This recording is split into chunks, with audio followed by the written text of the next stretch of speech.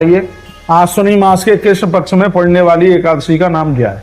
तब भगवान श्री कृष्ण बड़े आनंद के साथ बोले, उन्होंने कहा आश्विनी कृष्ण पक्षे तो इंद्रा नाम नामत तस्याव्रत प्रभावेन महापापम प्रणश्यति। भगवान कहते हैं आश्विन के कृष्ण पक्ष में पड़ने वाली एकादशी है धर्माविष्ट, इस एकादशी का नाम है इंद्रा एकादशी।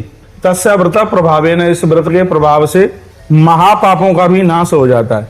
यह अधोगति से पितरों को सदगति प्रदान कर देती है। हे राजन, इस एकादशी को करके पितरों के लिए, पुरखों के लिए समर्पित कर देना चाहिए।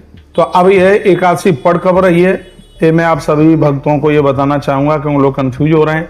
कोई कह रहे हैं कि 17 को है या कोई कह रहे हैं कि 18 को है। तो सबसे पहले तो मैं आपको कह दूं कि अब की बार 2 एकादशी नहीं है, एकादशी एक ही है। एक है, 2 नहीं है, क्योंकि एकादशी 16 तारीख की आधी रात्रि को 12:20 साढ़े 20 मिनट पर आरंभ होगी, यानी तारीख तो 17 लग जाएगी।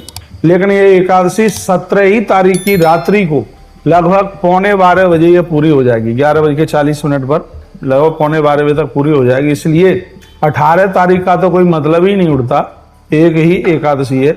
और आप यह व्रत उदिता में है, 17 तारीख को ही करना। तो मैं आप सबको कहना चाहूंगा, अब की बार 2025 की एकादशी आश्विन मास की पितरों की जो 11 से पितरों की जो एकादशी है, यह 17 तारीख को ही है। इसलिए सब लोग 17 को ये एकादशी करें। पितृणाम पीते श्राद्धम कुर्या श्रद्धा समन होता एक भक्तम ता करता रात्र भूमि शयन च।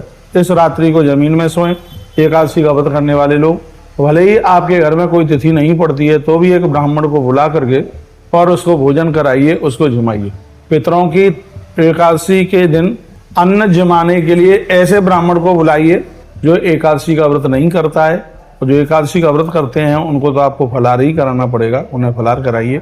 एक बात और सुन लें आप, वैसे अगले वीडियो में बात मैं तुलसी भक्ति रस पर निवेदित करूंगा कि आप एकादशी का श्राद्ध करते हैं, यदि उसमें आप ब्राह्मण को फलाहार कराते हैं तो आपको पुण्य, अन्न खिलाने का ही आपको पुण्य प्राप्त होता है। ये बिल्कुल जरूरी